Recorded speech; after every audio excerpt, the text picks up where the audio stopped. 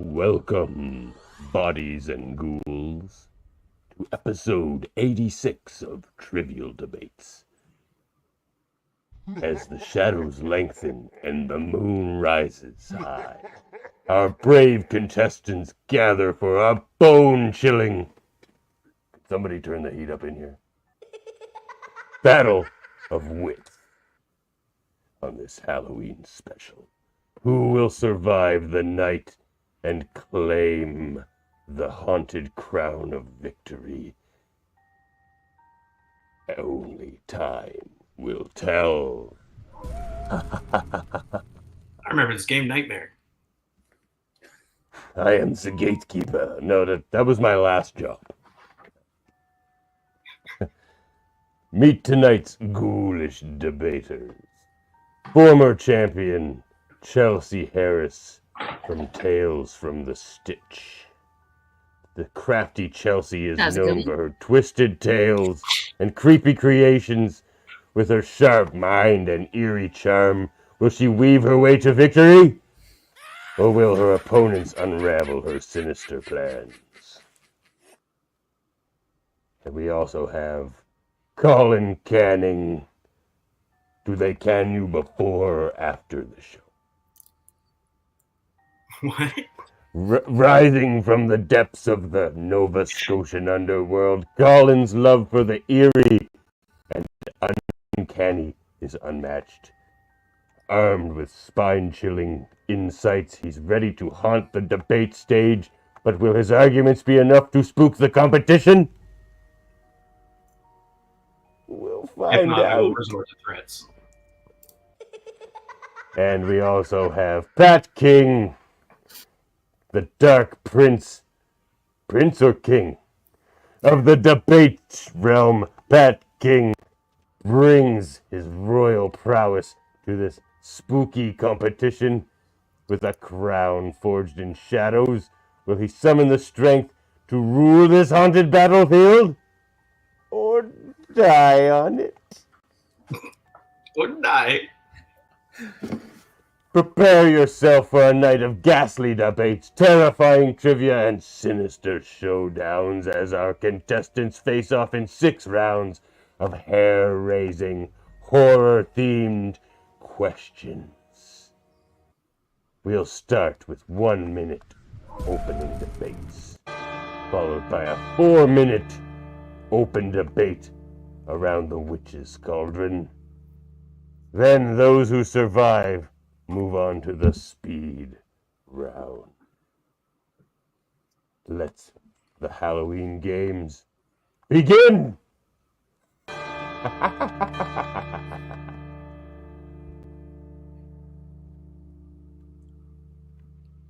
Round 1. Movies. Pitch a modern-day Abbott and Costello meet Frankenstein. 1 monster and 2 comedians. Chelsea, go first. Who's up first?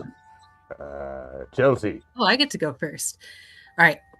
I'm going to say Jay and Silent Bob meet the Necronomicon / Deadites.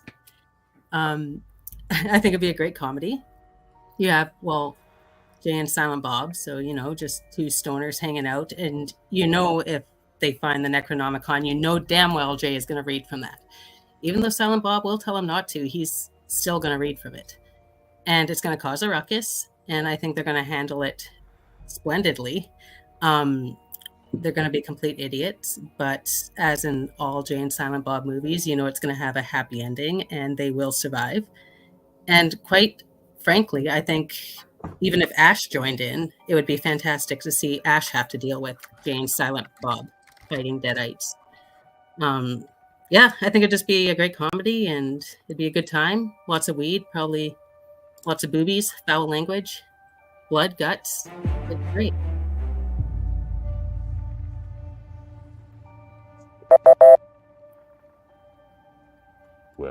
Well said. I would watch that movie. I know, right? All right. Moving on to Pat King. What is your movie? All right.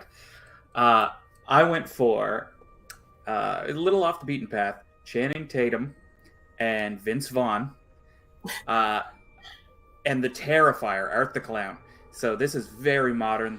Art the Clown is kind of having a renaissance, and I think Channing Tatum just came off of a great, hilarious performance as Gambit, and Vince Vaughn is always hilarious, and he plays a great straight man, which I think is the big thing for me, is that he'd have that wry humor. Channing Tatum can be a little bit unhinged, and then all three of them performing slapstick with the blood and guts and just absolute insanity, I think would be a tremendous box office hit.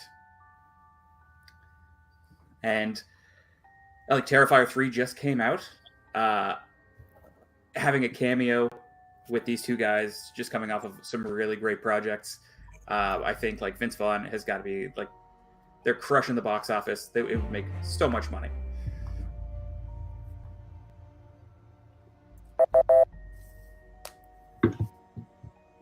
The money debate. Okay, moving on to Colin. What was my answer? Put up the image. There was an image, right? Yes, you had picked I Are said you Andrew the head of security, or you now have the head of the security guy? Okay. Oh, and 10 seconds in, I said Andrew Schultz and David Lucas versus Jigsaw. Picture this, like, kill Tony, but the hosts die. I think that would actually be something people would watch for once, like David Lucas gets up there, or, I'd say he'd probably be shackled to the wall. And, like, without his phone to nervously flip through, he's just going to nervously laugh, and then Jigsaw's going to present a bunch of puzzles, and then, maybe we'll see Andrew Schultz's head get split in half. I think that would be funny in itself. I don't think we need any contribution from the comedians themselves. The practical effect of the sawing off the foot would especially be good, because I think David Lucas needs to lose one to diabetes anyway, so we can do it totally practical.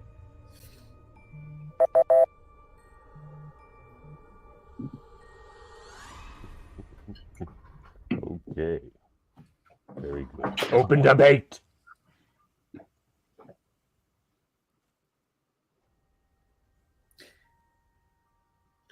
Oh, I gotta center Slash. Jab. myself. Decapitate your enemies. As much as I love Jay and Silent Bob, I'm not really 100% sure that they can support their whole movie. I mean, Strike Back was pretty good. I got to admit, seeing them with the Deadites, it'd be pretty great, but I don't think it's going to be, a box office success. Kevin Smith's movies have always been kind of niche. I would like to see Kevin Smith talk for 3 hours in full prosthetic makeup, though. See, there you go. He could just turn into a Deadite, and we could just have him rambling around. I gotta say, I don't think it would work, though, because Jay and Silent Bob always foil their way out of any kind of trouble. If they found the Necronomicon, they'd roll it up and smoke it. There's no way Jay could read. We know that Silent Bob's not going to utter any words. I don't think the Necronomicon's going to play into it at all. I would love to see them smoke a page out of the Necronomicon, though. Like, would Jay become possessed by a Deadite after that, or? I almost wonder that. Would the smoke turn everybody around there into Deadites? Right. All their paying customers? Is it How High rules, where you just smoke the remnants of someone and turn into a thing? You guys have now started buffing Kelsey's case. No, I'm against it. I'm saying there's nothing to watch there. There's nothing to watch there. Those guys they're gonna it's gonna be 2 hours of weed jokes, and what are we gonna see? Ben Affleck? Come on. Deadite Ben Affleck. So just Ben Affleck then. As we move on. Well, with Terrifier, I think a lot of it's going to be in the physical comedy, because I think everybody in this movie is great at physical comedy. So except Vince Vaughn is terribly. He has no physical. He can't barely walk. I mean, he's massive though. So you always have to have the massive kind of smart guy and the shorter, it's the Jay and Silent Bob dynamic. It's the Abbott and Costello dynamic. So Vince Vaughn is 6 foot. Holy shit. And And Channing Tatum's going to be like the smaller, denser, kind of wilier guy. And I think they play well. I think personally that like David Lucas dying for real on tape would be a box office magic. Colin's just like, we need to murder these guys from this internet TV show. Yeah, I can't even remember what I'm supposed to be arguing for, but I just think that real life death of those guys would rate well. So we're into snuff films at this point. We want to I mean, basically tell us why your film's better than the other three. And why the other two suck. Come on, everybody. I think Vince Vaughn is low stakes, man. You can stab that guy 600 times without any kind of lethal amount of blood spilling out of him. So it's just like, what am I afraid of if they're fired chasing him in a circle? And let's face it, Jay and Bob haven't been in a great movie since Strikes Back, which we're stretching it at that point. Were they in another movie since Strike Back? Or was that the last one they did? Oh, no. Strike Back was the first Jay and Silent Bob movie. Then they did Reboot. And Reboot was... Oh, they did do Reboot, didn't they? Yeah, it was overly sentimental. And maybe that's why I forgot about it. Maybe I just... Yeah, it was forgettable. Yeah. Well, I think that seems to be the end of this debate. Wait, where do we work Kevin Smith's wife into this movie? Deadite. Everybody's a Deadite except for James Woodall. It's a revolving door of guest stars. Well, I don't know really who these two comedians are, but I'm going to have to give the point to Colin because no, everybody left your movie alone. Nobody went at you. And you were tearing yours up pretty good. So this is a debate. I don't think it's going to get a wide theatrical release because it's just murder. It's a worldwide audience. It's found for Hostel and Saw. Yeah, exactly. It's very going to have a release on usacrime.com. All right. Round 2.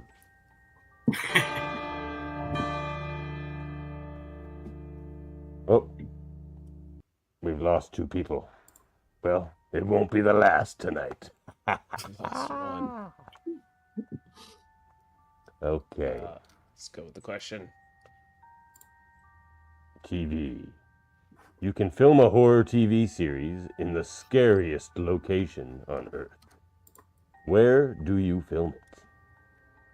First up, Colin. Oh, no, Pat. Yeah. I'm excited about this. I fell down an ADHD research hole here. The island of Poveglia outside of Venice, Italy. So it was first written about in 476. So it is ancient. During the bubonic plague, it became a place where they just tossed plague victims. So there are estimates that there are 100 to 160,000 dead bodies in mass graves all over the island. Not only that, afterwards they built a hospital, an insane asylum, and a church. So this giant mass grave of an island has an abandoned church, an abandoned mental hospital, an abandoned hospital. And there are these insane stories, like a doctor doing crude lobotomies on people, but then throwing himself from the clock tower in the church after being utterly tormented by ghosts. So a lot of people refer to it as the most haunted place in the world. And it's currently for sale because that's how much nobody wants it. So it's available for shooting. That's a big one. Location. Well, yeah, exactly. Like, I was a locations guy. Like, we know that it's there. It's ripe for the taking. Plant your haunted flag on that island. All right, Colin. Where is the scariest place to film? Alaska. At first I was trying to think of maybe somewhere else on the planet, but then I just remembered that Alaska is the desolation of the Canadian wilderness, but then you're also in America, so fuck that. It's also completely desolate. Robert Hansen, other serial killers operated totally unabated there, flying airplanes in, releasing women into the forest and hunting them with sniper rifles. Come on. Alaska's fucking terrifying, my guy. And also it's cold. So like we got hypothermia as a factor. When you're running around in the Alaska wilderness, man, like wildlife. And then also, it's a bit familiar too, but I think it like makes it a little scary. Oh, look, I got the countdown. So now I know how much time I have left. 15 seconds. Let me vamp for a second. Alaska, bears. Bears are pretty fucking scary. You're still in the U.S. I already said that, but I think that's worth reemphasizing. Time up. So you're saying there's guns? There's guns. Which makes the bears less of a problem. I didn't say you had a gun. Chelsea, where's the scariest place to film Okay, our TV show? so this place isn't actually haunted, but it does exist, and it's called Nagoro Doll Village, and it's in Japan. And pretty much it's got a population of like 35 people now. But this one chick that lives there pretty much just created all these dolls of the residents, of people who like lived there before, or just people she like made up. And she put them all in this village. And I just think, first of all, you can film there because there's only 35 people. So, I mean, you don't need to worry about, like closing up sets and everything like that. You already have all the props of the creepy dolls, and obviously creepy dolls are kind of my thing. I love creepy dolls, and to just have a whole town of that would be very like, kind of like, what was the House of Wax, like the remake where he had all the creepy wax figures that were like moving around, but it turned out they weren't actually people, they were just made of wax. But yeah, I think you could totally play on all that. Time up. I think if you moved there, Chelsea, they would welcome you in as their leader. I would hope so. I would think so. All right, opened up 8. So I got to be honest, I actually almost picked that village in Japan. But it's become a tourist attraction. So how scary can it be if people like, thousands of people flock to it all the time? I mean, I think there's only a subset of people who think dolls are creepy. Some of them think they're adorable. I think a lot of people think dolls are creepy. I think like creepy dolls is like becoming a thing, or always has been, I guess. I gotta go against both you at once and say that you both picked like fucked off like 824 fucking locations, man. Like nobody knows where those places are. Never heard of it. Don't care. Alaska, But Alaska. that's a place I've heard of. I take that as a compliment because A24 makes some great shit. I don't know. Are you gonna get Willem Dafoe fly him out to this island or something? Come on. Well, yeah, I mean, if the only reason, You're gonna I drop think- your entire budget on the actor. well, we got to buy the island first. But I don't even think people are allowed on this island anymore. It's incredibly creepy to the point where so few people have actually attempted to go there. There have been a few attempts to buy the island and build like hotels and everything on it, and creepy shit always happens. It always falls through. No one can get their hands on it. So it would just be this rarefied place. Full-blown Blair Witch, super creepy. You just take cameras and move around this island and go into the places. I feel like that's the movie. That sounds prohibitively expensive. We're shooting it in Windsor. Not only that, if it's super haunted, your cameras aren't going to work. You're going to have problems in that movie, and you're going to end up on one of those like cursed film series where it's like a bunch of these idiots went to this island to try and make a movie, and look what happened. Well, there's Like the movie. I would not go to that island if you were like, here's $1 million to play in that movie, and then you told me the background of it. No, thank you, sir. I'd be like, no, I will. You can do it via Skype or something. That's the movie. Send a film crew there. They all die because it's so haunted, and then you make a documentary about that. Oh, so we're gonna do an Island of the Dolls movie. Okay, like sailing on the success of Barbie. I get it. Just another Barbie movie. It's just a world full of dolls. Like, I get it. Well, That might be it. Oh, no, you got some more points? Well, Wait a I'm minute. Get in there. thinking. Also, Japan is notoriously hard to shoot in. You know, and they keep their culture very, very close to the chest. They don't really allow Radioactive. outsiders in. It's really, really hard for Americans to get permits to shoot in Japan. Jake Paul 'cause they're fucked very that up for conservative. everybody. Yeah, which also be a great spot to shoot a movie. The Suicide Forest. Arguably the creepier of the two, I would say. Okay, let me see. If that is it, then I am going to give this point to Pat.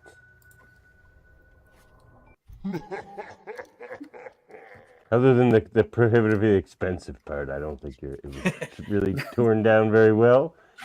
And Everyone loves an I don't know. abandoned mental hospital. How much is the I don't island know. going for? Did they say? Yeah, I think it's like 30 million euros, which for an entire island, not really that That's much. not bad. No, that's not bad at all. Right? Mhm. Well, considering it's basically built on top of human bones. Yeah. What do human bones go for these days?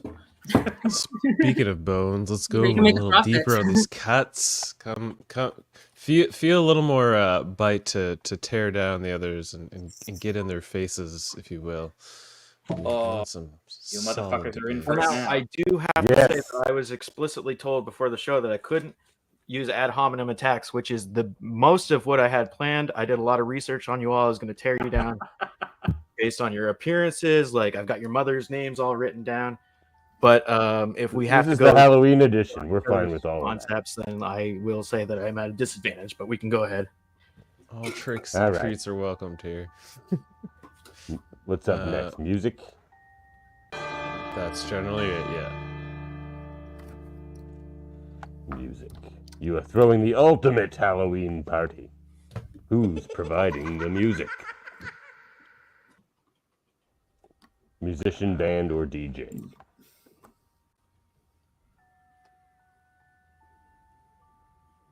My first. Colin's up first. Well, I went with the Cramps, and now I'm wondering if somebody picked the better answer that I just thought of, so I'm going to keep that to myself. But the Cramps, come on, it's built-in horror theme. All the songs are about zombie girls with their tits out. Cramps, what can you do? Like, come on, it's basically the Monster Mash turned into a rockabilly band, and if the Cramps are playing live, that a lot of people are getting laid that night. So I think, yes, the Cramps are going to provide the perfect music for, I can't even remember what this is, a party? What is it, soundtrack Halloween for a party. movie? The Cramps. Ultimate Halloween party. The Cramps. Lots of beer, too many cigarettes. We got a married couple. I think they're married. Real sexy. All about vampires, zombies, and even the name just kind of evokes a terrifying feeling, man. The Cramps. But yeah, I'm waiting for somebody to say Oingo Boingo, and if you didn't, that's a better choice than the Cramps too. So Time up. Time's up. All right. Moving on. Chelsea. Who providing the music? I said Gore, and I mean they have the big costumes already. Their music is all pretty much just kind of Halloweeny and spooky, and they're making the big old Halloween mess with all their fake blood and guts flying around. And I mean, you can see from the picture there, that's a Halloween party, right? That's a Halloween party I would attend, right in that picture. Is that the Predator? Under the R? Looks like the Predator. No, it's the lead No, singer. no. That's, Anyway, Anyway. but yeah, I've seen them live like numerous times, and they put on a good show, and it's pretty much just, I think that'd be fantastic for a Halloween party. And then afterwards, they can just walk around and fit right in their costumes, and it'd be a great time.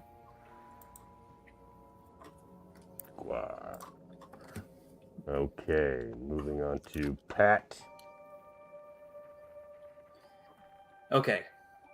I went less Halloweeny, more bitchin' party. I went with Kavinsky. So he basically walks around in costume as well. Like, that's iconic. The leather jacket, the sunglasses. You're gonna have this pumping music. At a party, I feel like you don't want the music to be the center of attention. You want it to be the background, or else it's just a concert. So I think a thumping, outrun synthwave soundtrack would be dope. I want my party to basically be the blood rave from the Blade movies. Absolute insane, sweaty, thumping blood orgy of a party. I don't really think I have to say more after blood orgy. I think we're good. Blood orgy! All right. Open debate. You did have me up to Kavinsky. I'm not gonna lie. Right? Okay, skip the debate. We'll get right to the Plus, blood orgy. I'd be pissed about Blood Blar orgy, covering me in blood orgy. snot and semen. All right, I'm gonna say this right away. Guar, bad choice. Can't understand what they're saying. Not scary. The cramp. Everybody's drunk. It's a Halloween party. It doesn't matter. Nobody knows what anybody's saying. And I think it's interesting you said like, who's ever been scared of a cramp? Like, my leg. like, you've never been swimming and had a cramp. You've never been swimming with a cramp. Because I stay out of the water. I've seen Jaws.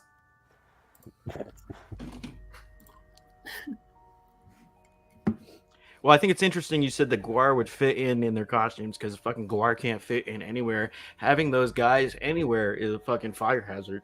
So I don't know what kind of insurance that you're setting up, what kind of fire inspectors coming by to sign off on this whole event, but Guar is going to be a real headache to get the insurance sign up for. So I don't know about that one. Why would they be a fire hazard? Because they can't get through the door. One member of Guar tries to get through the fire exit, everybody's burning to death. They're stepping on silicone tails, spikes hitting people in the eyes. Dangerous. I think that blood they throw around is technically potentially flammable. So, Well, the blood? No, it's water. It's like water, some sort of water and dye. I don't think it's flammable. Their costumes might be, though. I'll give them that. I mean, I feel like it's going to be a really huge expense to have someone reanimate Lux Interior. Lead singer of the Cramps is going to have to. You're going to have a necromancer on staff. Listen, half of Guar's dead, so yeah, those guys are are costumes. Just throw anyone in that fucking costume and call it a day. That's true. Well, that just goes to show how unimportant the members of Guar are.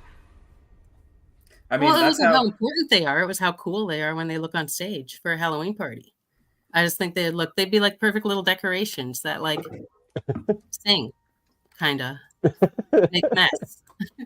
Like your Halloween pets just running around. Have you ever listened to Synthwave? It's got this like kind of dark but kind of sexy undertone. Like, that's the Halloween party I want to be at. People fucking fighting, frightening, Kavinsky, is that who you said? What's that? Is that Kavinsky? Yeah. I think the scariest thing about a Kavinsky show is like the potential for overdose.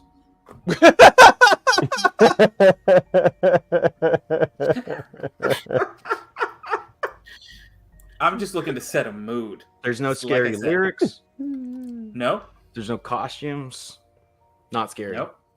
Well, people could be in costumes. But that's what I'm saying. That's my point. Well, if the people are I want to focus on how good the party is. The artists. If the people are the attraction. Well, because it's going to create the mood. You don't want the music to be the number one thing. Like, if they're the center of attention for the whole party, then you're just at a concert. It's not a party. You want to create a nice soundtrack to the night that's not overly distracting or makes itself the center of attention. So that's you're looking for a lounge act, personally. Like. I love the comments. Night Call is a certified hood classic. Kavinsky OP. I feel like the people are on my side.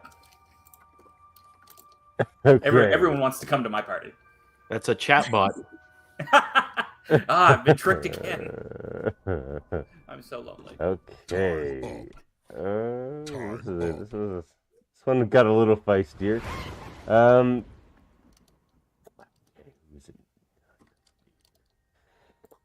Oh, look, I don't think it's the cramps. I think I don't think that one was it this time. Swimming with a cramp is dangerous, I agree. But I think I have to give this one to Pat, because I don't think they tore down your synthwave argument very well. I mean, tell me you wouldn't go to that party. I don't know who this Kavinsky is, but I'll go. He makes good music. I know I'm not going to get covered in red shit. Yeah. Covered in fake semen. Well, okay. Moving on to sports.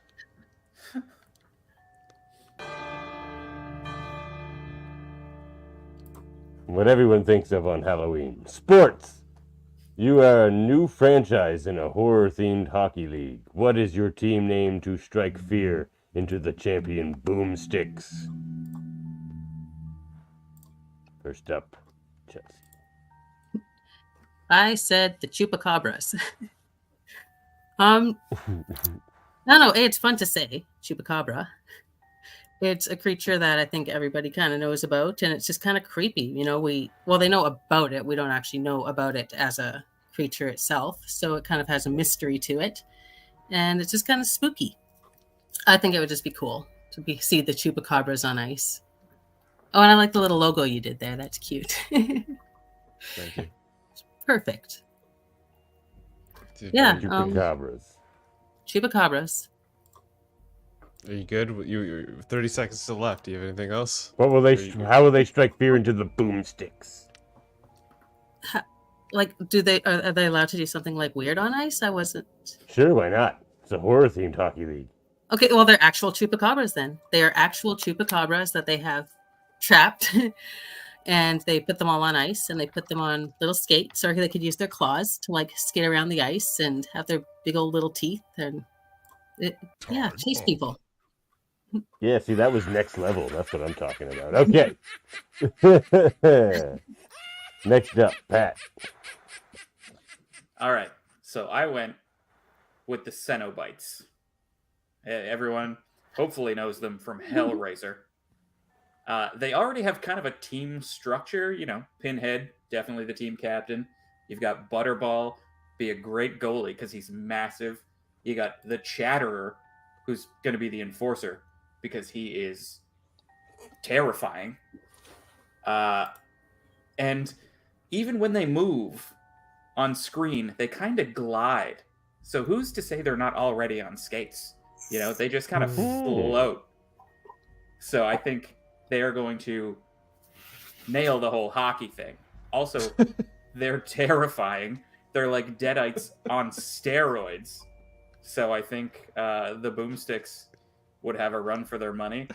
Yeah, the Cenobites are psychotic and already kind of their own team. Kill the whole hockey thing. That was a good open debate. Okay. Colin. You guys get your work cut out for you on this. Chris, are you dying in the background? He does that. He does have a mute button. He's just forgotten. No, I'm leaving it on. It's good. Okay, good. Continue.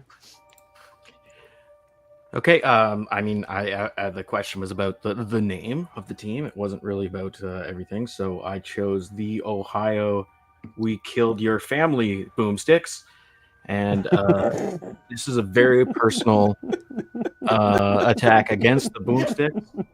It is meant to directly antagonize them personally by name. They've got to wonder, did they get the jerseys made just for this game? They got to wonder, did they name the team just for this game? They might not have their cell phones on them. They can't get a hold of their families. They're going to wonder the whole game. Is there any validity to this title of the Ohio "We Killed Your Family" Boomsticks? And I think that there is pretty well as intimidating as a sports name as you can get. Whether or not the theatrics on ice are intimidating. That doesn't seem to be part of the question. So I'm going to focus on just making the name as terrifying as possible. So I went personal. This should be a fun one. Open debate. Full-blown threats. Okay. All right. Do you know how much time and money it would cost, though, for the We Killed Your Family Boomsticks for them to like go and track down every family member or find information on the opposite team before every game? Like It's about the threat. Be a lot It's of about effort. the threat. Whether or not we actually do it. Not actually doing it. They're threatening to. And I've got to come right off the top and say the Cenobites is, if I'm managing a rink, I'm not letting people with like that many pins on their head near my ice. We've got to resurface it every half game anyway. Like it jumps exponentially if half the team has like 14 blades on their head. So that's just like not on my ice. Yeah. And would they even handle the cold very well? Because if they're from hell. Well, technically they're not from hell. Technically they're from another dimension outside of our human reality. Yeah. I would say that the cold against those pins would give them a brain freeze, which would be very distracting in the game of hockey. But they're sadists, and that would probably just get them off. Well, that's what I was thinking. Yeah, they'd really love that. Yeah. And like, good luck slashing one of them. They slash themselves constantly. Thank you. Yeah. The mess, though, like the mess after every game, it would just be like blood and guts everywhere. You'd have to clean that shit up. People already go to see hockey for the blood and guts, for the checks and the it's one of the more violent. That's true, but there's we've limits. been reeling it in though. They're trying to make it more of a family sport, and I don't think the presence of blood on the ice is welcome. We've seen lately what happens. Mm-hmm. This is a horror themed hockey league, Joe. Right, horror themed. I mean, and the chupacabras. When I think of the chupacabras, it just conjures in my mind the episode of Mike Tyson Mysteries where he just mispronounces the chupacabra's name the entire episode. The chupacama, the chamacaba, and it just destroys me. So in my mind, I'm like, oh yeah, it's just kind of the people can't say it. Well, we want to invite Mike Tyson then. He's not invited. Are chupacabras not cute? That doesn't seem scary. Yeah, the one in the picture, the mascot looked adorable. But if you got a bunch of them and just release that them, motherfucker. like no reason, these things can't play hockey. They don't know what the fuck they're doing there. You just release them on the ice and let them have a good time. I'm not scared. I feel like I'm gonna beat a chupacabra at a game of hockey. But can you beat like 30 of them? That's the question. 30? What kind of rules are we playing with? 30 on the ice? Well, they're not going to stay in the little penalty box, so I mean... Or are we talking like 4 or 5 chupacabras making one person in a suit? A chupacabra suit? No, I'm talking like actual chupacabras. Yeah, well, I thought maybe 3 or 4 chupacabras on each other's two of them with the legs. However many you can collect, just throw them all out there. It can be like the intermission show. Again, not on my ice. If I'm managing this hockey game, I'm like, that's a forfeit. Well, then I'll go find a manager who will let them on their ice. Right? It's a lot of rules for a horror-themed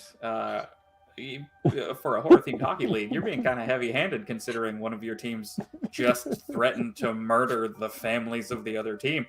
Also, like, it's just empty threats. Those guys are just guys. Freedom of speech. It could be interpreted in a number of ways. Just call them the Ohio Trump supporters. That's already taken.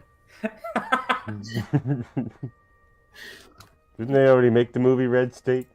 Yeah, it's a great movie. That was actually that one MVP where the dog was on the ice. Well, point. Pat, you're running away with it. I think that Cenobites, the fact that they already glide. Right? You know what? That's true. and whenever you do to them, they're just going to love it. Like, that's a kind of a great pick. Yeah, you can try to destroy them. And, they're surprisingly rules-oriented. They're kind of amoral. They don't really give a shit. They're not evil, but they take instruction well, and they, like, I find them kind of agreeable. Also, they're an American hockey team. They're just You happy like to get be pain and take pain. get a few goals against them early, and they're just like, yeah, we fucking love this shit. It's like, what? Like, yeah, you're supposed to be demoralized. They're like, no. Oh yeah, you check one of them through the glass, and he just like comes. Not on my ice. Not on my ice. Not on the ice. No. You know what happens if you run to Zamboni over The that? sacred Yeah, ice. Zamboni's gonna get his money worth that game. The amount of work I put into those images for the sports category. Oh my god. Yeah, I was gonna say that. Yeah, you're gonna have to send me the. Good job, Murphy. I will do that before I delete them ultimately, because I always end up doing that. All right, let's continue. Okay. Round 5. History. Which historical figure would make a better vampire hunter than Abraham Lincoln? First up, Pat. For starters, any of them. What a shitty choice for a vampire hunter, especially when you had Teddy Roosevelt right there. The dude like lost an eye to boxing. He fucking fought bears and shit. Like, come on. But I went personally, and you know, my costume kind of based off of Gonzo and living life fully insane is Vampire Hunter S. Thompson. The man can wield a fucking magnum filled with silver bullets. He takes zero shit. And I'm pretty sure he's already called politicians vampires on a number of occasions. So, you know, he's politician vampires. Love it. Yeah. He's just straight up murdering corrupt politicians on an acid trip thinking that they're actually vampires. So I think he'd fucking crush it. Yeah, Vampire Hunter S. Thompson. I do really want to see that. It's unfortunate how good that name is. Yeah, that's gonna be hard for you guys. All right, Colin. Oh, I of course Abraham Lincoln. I picked Joseph Mengele. Famous Nazi scientist and fucking probably one of the worst people to ever exist. And I think for a number of reasons, he would be a good vampire hunter and ultimately better than Abraham Lincoln. He already has a lot against pretty much everybody from Romania, the Romani people. Dracula, and most of his bloodline is just gonna like not do well in the eyes of Mengele, and that's just aside from the vampire stuff. So I think just like the swaths of people that he kills indiscriminately, or I guess very discriminately, just means that by just a numbers game, he's gonna get a few vampires. So I didn't say he was good, but effective. Okay. Chelsea. All right. I said Muhammad Ali. Just because first of all, it'd be cool to just see somebody going around just punching vampires like right in the fucking face and knocking them out. And I mean, if you got a good punch on you, you just throw a stake in your hand there and you just kind of be like punching, but you're holding a stake. You could dig that right through, you know, the rib cage and all that to get to the heart. So I think he'd be strong enough.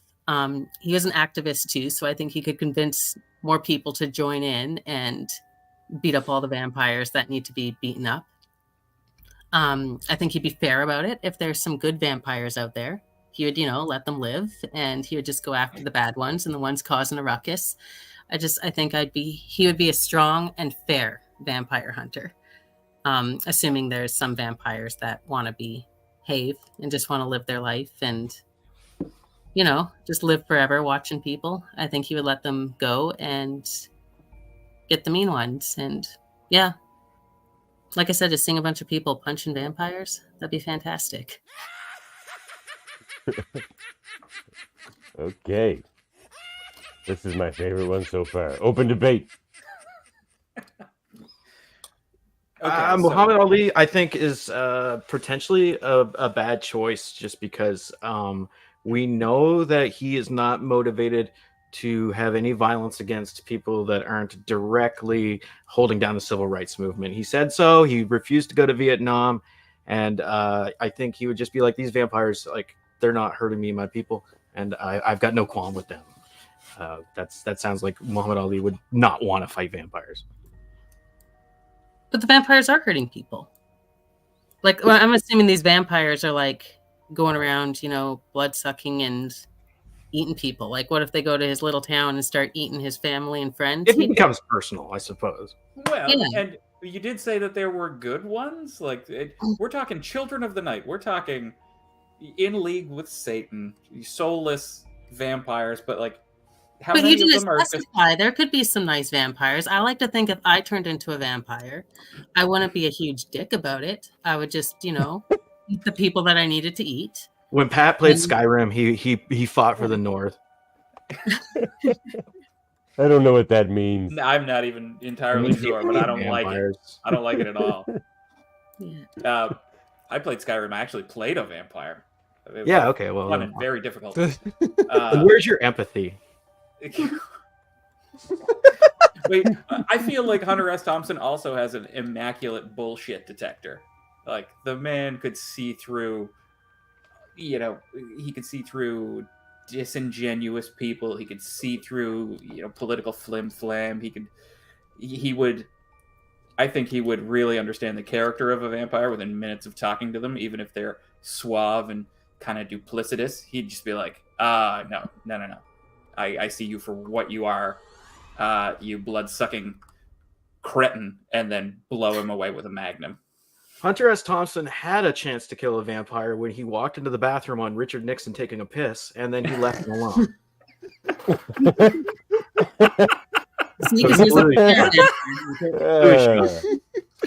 Touché, sir. Touché. And if I'm gonna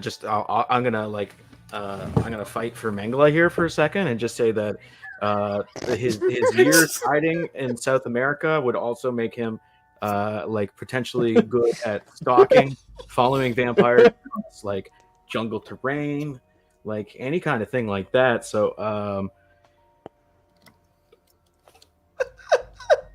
why is Mengele a bad choice, Chelsea and Kev Pat? Because it's Joseph Mengele. I didn't say I'm riding for him. I just said I think he'd be a good vampire hunter. I mean, they called the guy the Angel of Death. I feel like that's almost worse how than a interested vampire. you would be in capturing an immortal being and then just like cutting it up and seeing how it works. Like, He should stake himself. If anything, I want Hunter S. Thompson to kill Joseph Mengele. I'd watch that. Hunter S. Thompson took the method of murder of letting him drown during a heart attack at the age of 80. Wait, you know how Joseph? Okay, all right. That's in. Okay.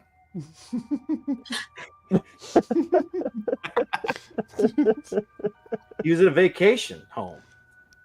Unhinged choice. I haven't heard boo against his effectiveness. I mean, I guess he's got the tools, but I don't think he has the physicality. But he has the backup.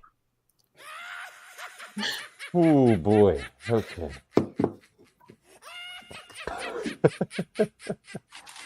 Well, I don't think it's Hunter S. Thompson because I'm still not sure if it's actual vampires or if he's just on an acid trip. I'm not. That's sure. part of the fun. Fair enough. Shoot them all and let God sort it out. But I feel like he's actually just murdering people. But shit or leeches on society, so in a way, vampire.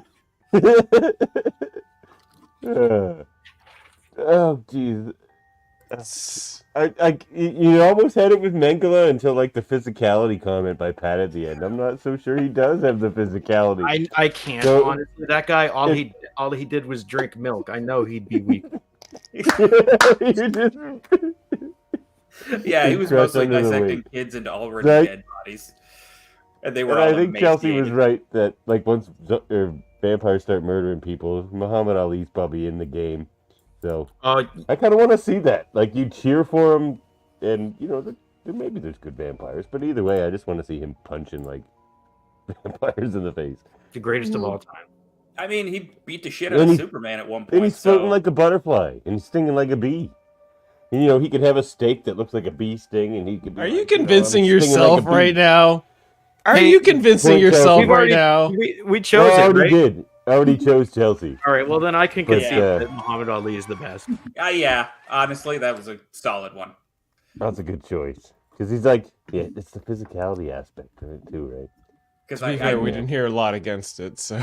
I just read the comic where he fought Superman, and I was yeah, man. First, fucking the Muhammad Ali there's a comic for that. just kicks ass. Under a red sun. Yeah, because everyone was like, "Oh, Superman can't fight. Get Muhammad Ali to do it. He's just a normal dude now." Ali FTW. All right, time to the next round. All right. Wild card. Give me a second. Sorry, So- I'm lost. Wild card. What is the most enjoyable horror trope? This one's fun. Let's start with Colin. Okay, I think I had one, but then I had to change it because somebody else picked it. So I'm gonna go with the most enjoyable horror trope is tits out. It's great in pretty well every movie that it appears. Like no cameo has as good a track record as tits in a movie in terms of appreciation and overall enjoyment from fan base. It instantly improves any movie. There's no context in which it demeans or cheapens a movie, I'm sure. I can't think of one. I'm like, we all saw Titanic, and like, there's tits out in that movie. So even prestige film knows that the best trope is tits out. And like, we talk about horror movies, we got tits out in all of the classics. The end of Sleepaway Camp, famous tits out. Just a fantastic trope.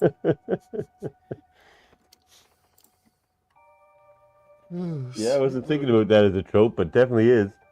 Okay. Chelsea.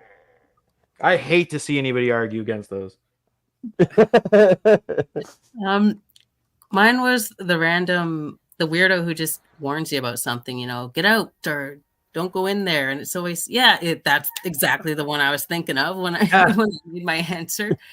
Definitely a favorite of mine. But yeah, it's always just some either old drunk guy or stoned person or just some weirdo from the psych ward who's just telling you not to do something and you go and do it anyway. And I don't know why they're so great. They're always funny. They're like a little comedy relief before the movie starts. And they always seem to survive. I mean, not all the time, but I like when they survive because they just warn you and they never give any context to it. They're just like, don't go in those woods. You'll regret it. And then they just like ride away on their bike or something and you're left like, what the fuck? So, I mean, if they would have stopped and explained it, maybe you wouldn't have gone into those woods, but they don't. They just give you a little warning, like don't read from that or don't go in there. And then they just disappear off into the night. It's I like the to think gas I'm that station person for attendant with everybody the else in my stutter. life. Don't go in there. No. I went with what I think is just an absolute classic. The cat scare. So, you know, every time you're walking through, everything's quiet. There's this like pregnant tension, and then, wow! Oh, it's just a cat. Because it's just such an old trope, and it's been done so many times that there are so many takes and throwbacks of it.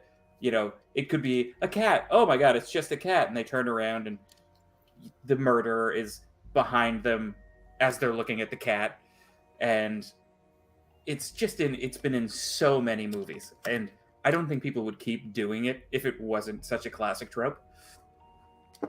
They've even made entire movies about it, a la Sleepwalkers, where it's just cat scares most of the time. Pet Cemetery.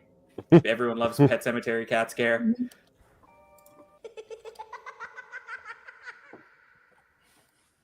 On that note, Overdubbing. Supernatural is my favorite cat scare.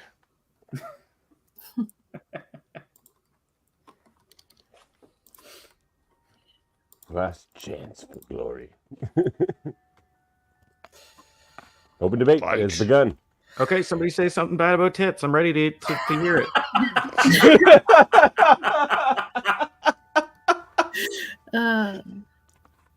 Okay, the cat thing is good. It's good. The cat thing's good. But I love a cat scare.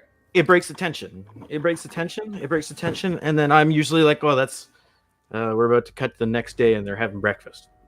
But sometimes it doesn't. Sometimes you use a cat scare. You're like, oh, it's just a cat scare. And then they use that to double down and go, no, we were just fucking with you.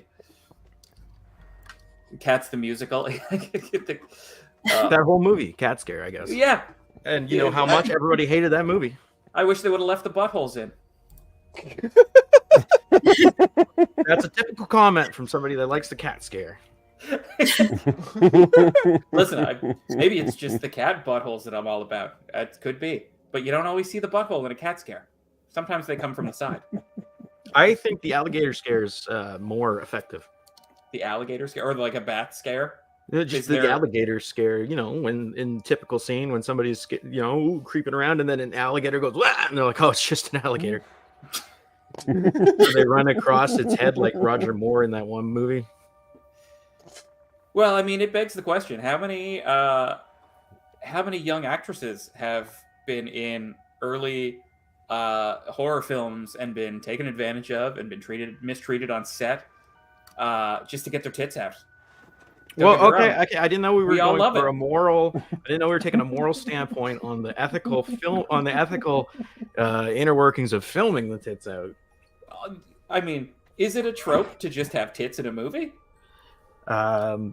I feel like it is in horror. Yeah. Horror directors would never do that. Come on. Yeah. They're all every single one of them. They're all saints. Every last one of them. Okay. Well, I think the Harbinger of Doom, while always interesting, can be sometimes kind of forgettable.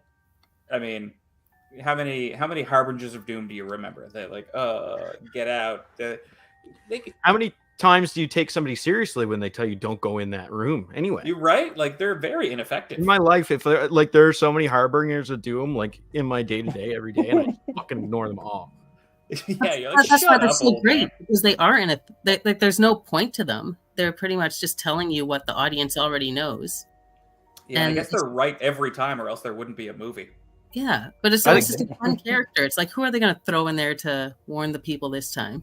They ruin it because then I know something's bad's going to happen when they do the thing that the Harbinger guys had not to do.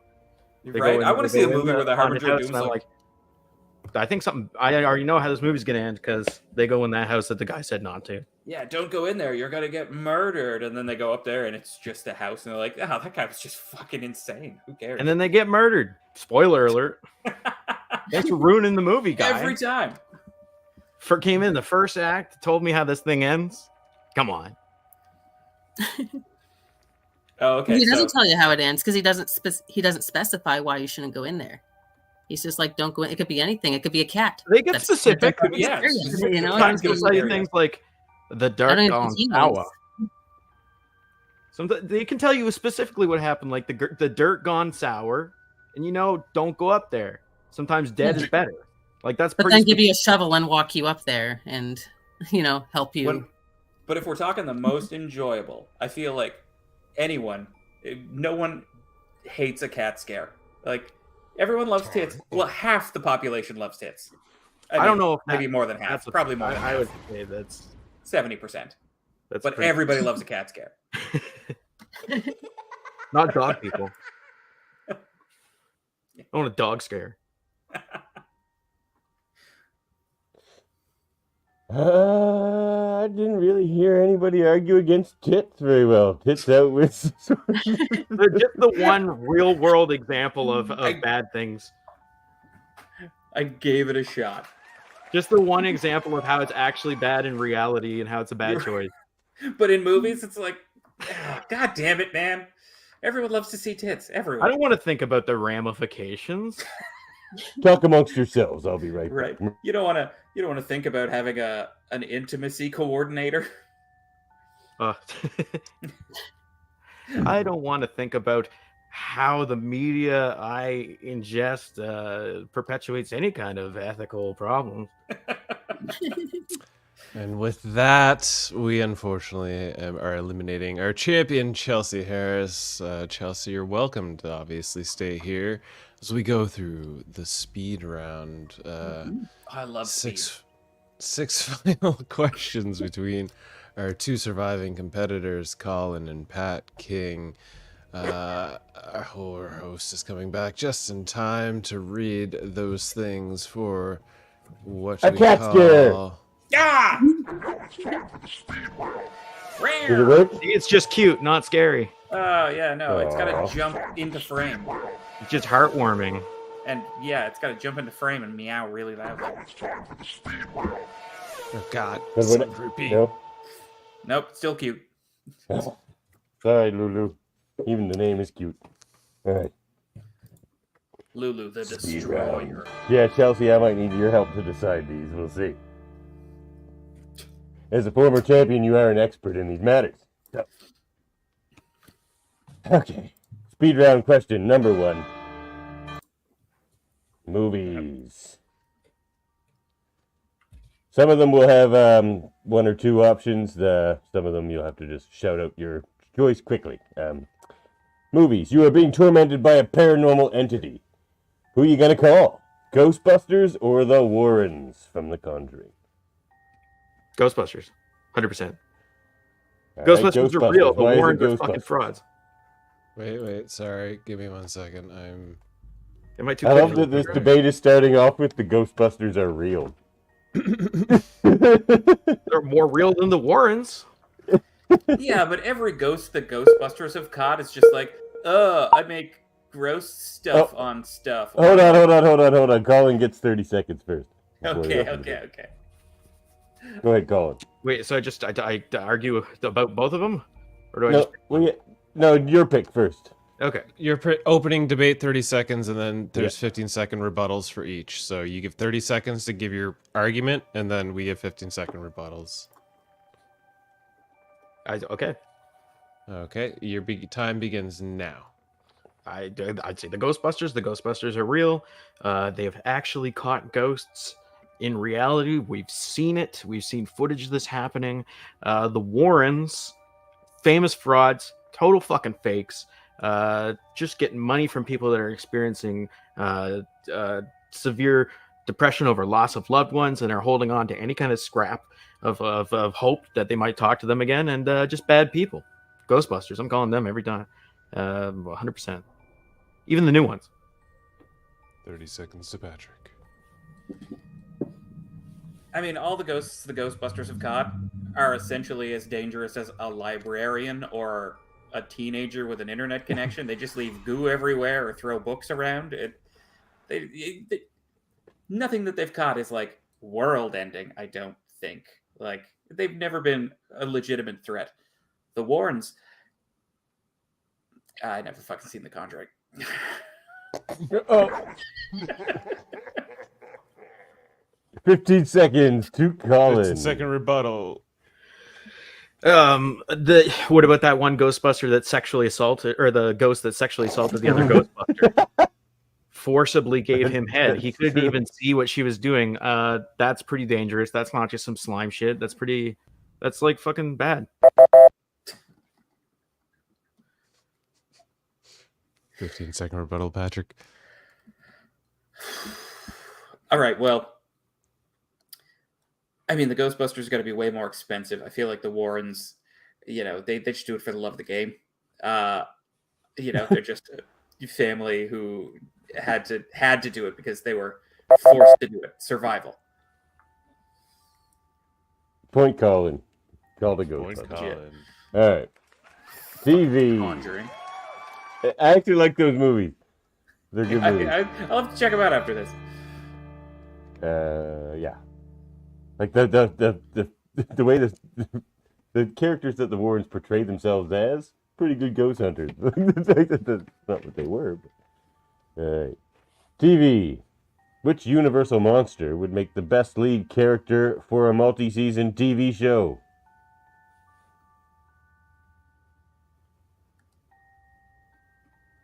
I'm trying to remember the Universal monsters.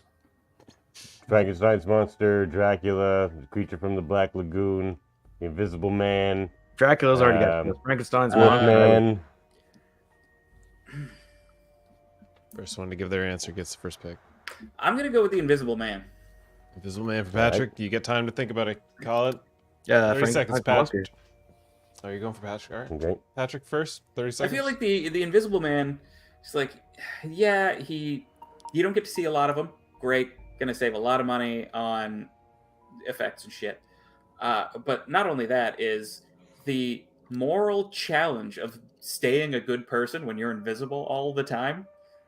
I feel like it'd be a really interesting character study, because this guy kind of has carte blanche to do like immoral shit all the time, so he's constantly being challenged, and he'd be kind of an anti-hero.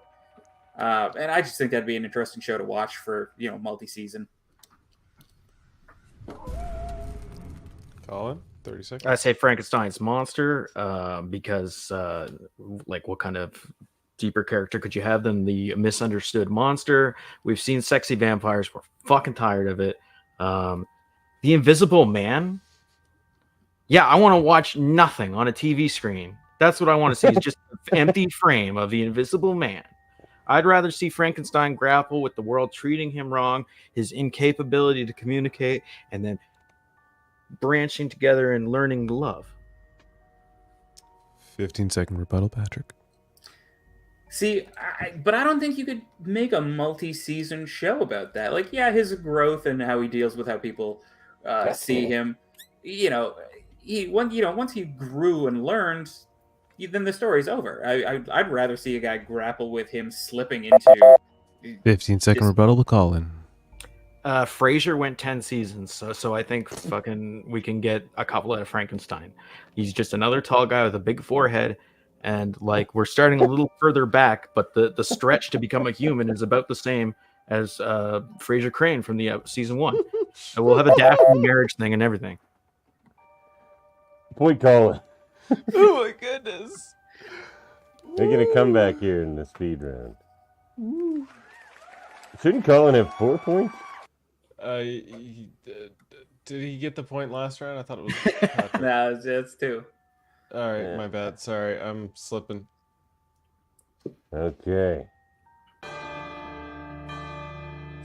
Music. Who would best thrive with an Alice Cooper-style horror gimmick? Taylor Swift or Billie Eilish? Oh, Billie Eilish for sure. All right, 30 seconds, All right. Patrick. I mean, she's already proven that she can go dark, creepy, kind of goth aesthetic.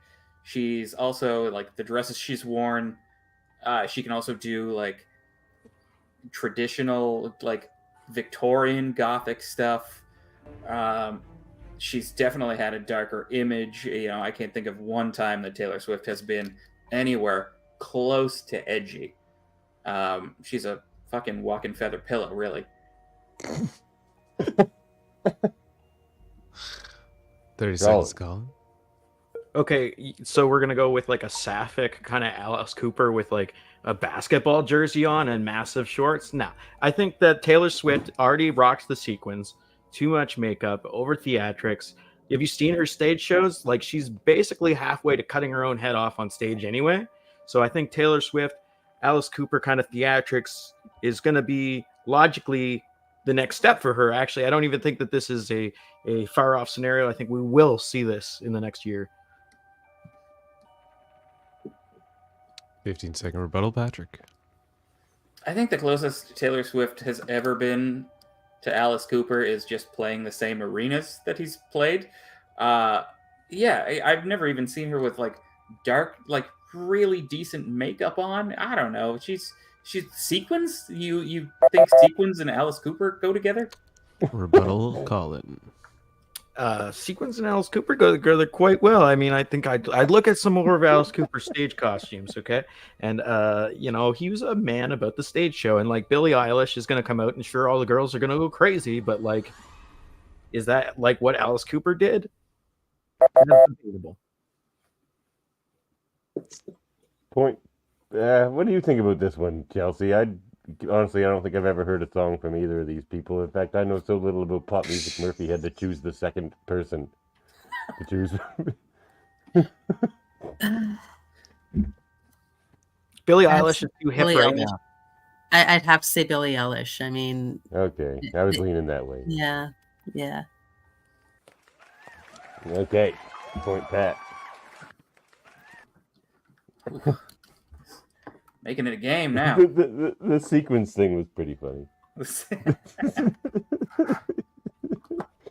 Okay. Alrighty, time for the Sports. next round. We got a close one here.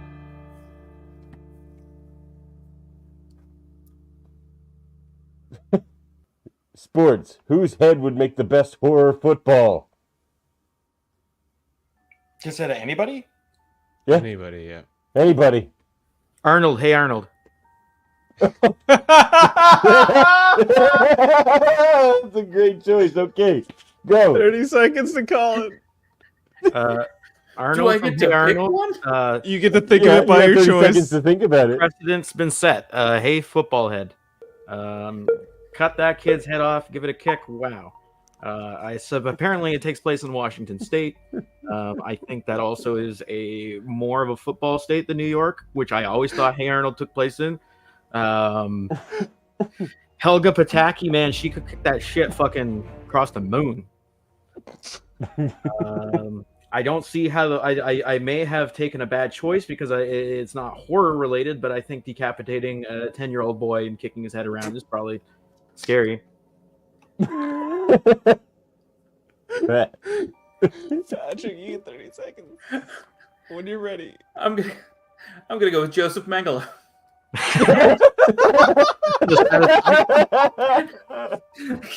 Why we are saw these gonna we be saw a called picture little of him. We Mengele saw his debates? fucking weird, beady little eyes. Oblong head. Yeah, everyone loves to just fucking kick around it. Like, no one's gonna be pissed that you decapitated a Nazi instead of kicking his head around. That's true. If anything, I think they'd be delighted. I know a lot of Nickelodeon fans would be pretty pissed, even though his head, yes, is football shaped.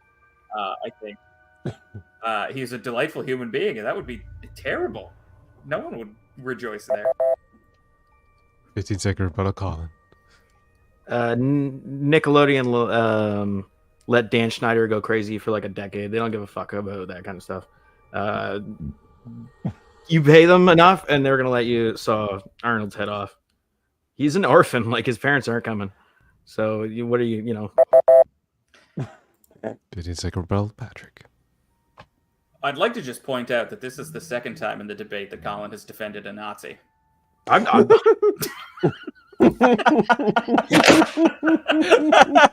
Point Pat. There.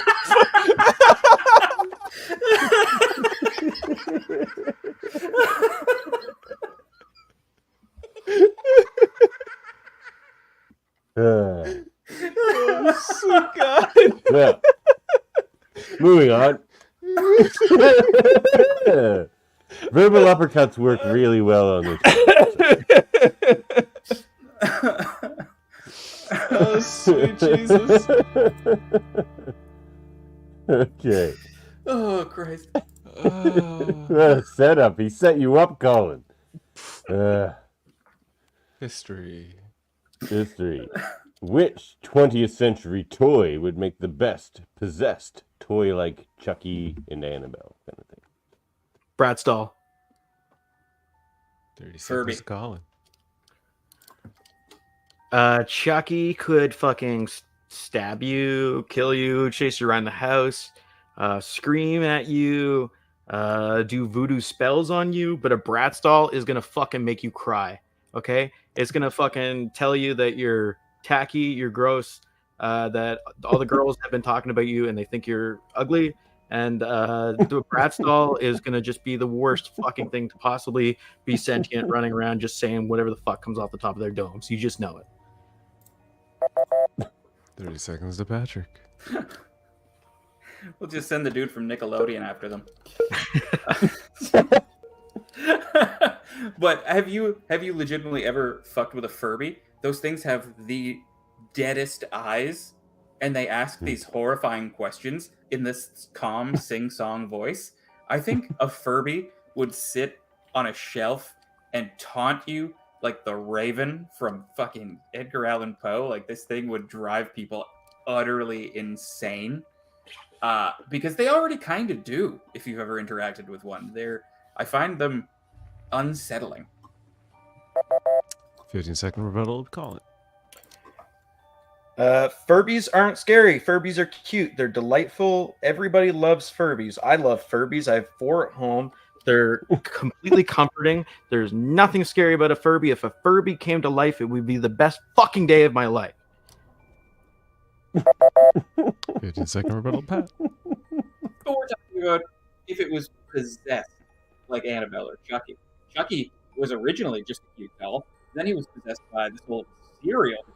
So a Furby possessed by the soul of a serial killer or some kind of psychologically torturous, insane person would be a totally different story. It would lull you into a false sense of security. Well, as the horror doll expert, Chelsea, I feel like you should judge this debate. I actually own a Furby, and I'm going to have to go with Furby. They are just unsettled. They're unsettling. It's the voice and the eyes. Like, And they go off at random times. They just they're unpredictable. They're cute but unpredictable. yeah, like you could be in a dark room and just walking in a hallway and it's like, hello, and you're like, what the absolute fuck? I didn't teach you that word. And with that, we have our winner. We do. I'd like to thank the Academy. Good job, Pat. 2 for 2, You baby. get to live. Go. The other 2, you will be haunted for all time. Yeah, that was already my plan. Get back in the costume here. That was a heated debate here on Trivial Debates. Spooky and filled with horror. Thank you all for joining us for this lovely episode. Our winner, Patrick King. Survivor, if you will. Tell the audience where they can find you and your horrible machinations. Oh, yes, all of my horrible machinations. My newest is a half-baked podcast called, well, actually, thematically enough, it's called How Not to Rot. But as opposed to not decomposing as a dead body, it's going to be about how to avoid the pitfalls of mental health issues and how to keep motivated and hopeful and whatnot. So that's going to be interesting. You can follow that on How Not to Rot on Instagram. I'm on Twitch as the Eldritch Abbott. But yeah, other than that, that's really all I've got in the works right now. And yeah, thanks everyone for coming out. Based on the title, I thought it was a podcast for formaldehyde sniffers, but I'm glad it's not. Perhaps a future podcast for the United Federation of Podcasts to simulate. We Yeah. do that sometime. Wait, the We can use the Federation platform. is simulating. Well, that's what we do. That's what we do here at the UFP. We simulate podcasts. Colin, tell the fans where they can find you as their second place contestant. Do not find me. If you find me, I will call the cops.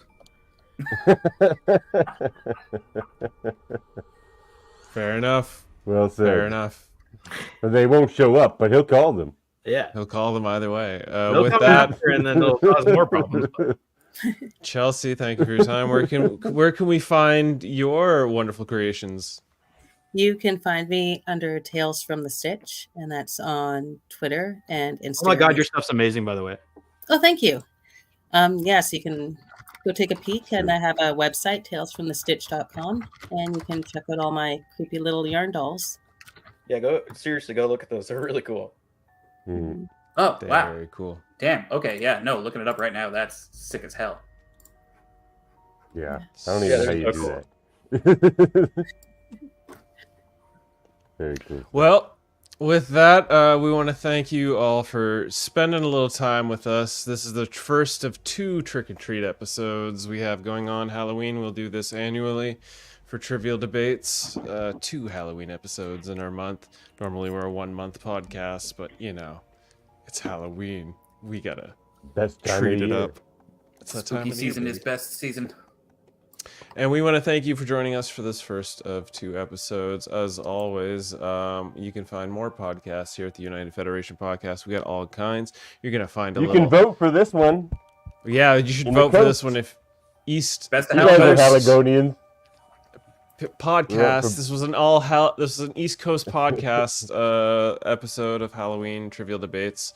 Thank you everyone for taking the time to hang out with us and have a spooky good time.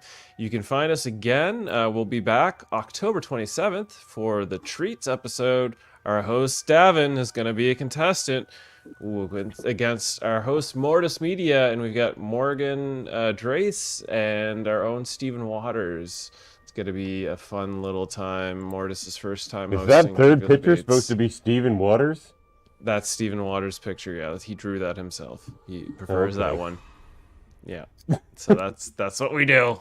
We're spooky. We're fun. We'll be back on the 27th. Please join us. Hit subscribe. Leave comments. Let us know what your answers and choices to these questions would have been, and if you agree with any of our contestants and with our host choices. Tell I'd us love if to you're hear your feedback. anti-tits. Yeah, let us know if you're We anti. didn't get a lot of that Let's in hear the from the debate, so anti-tits tell crowd. us. Yeah, that's true. With that, we're out. See you on the 27th. Beam up some Star Trek content with Live Long and Podcast. Tune in to X-Rated, the X-Men animated review show. Artistic interviews with graphic histories. A roundtable movie discussion with Hey, did you see this one? And movie reviews with Hold Up, a movie podcast. And while you're at it, spin a few records with Eamon on Track. Watch us duke it out on Trivial Debates. And let's chat about TV with the Super Mater Brothers. It's all here on the United Federation of Podcasts.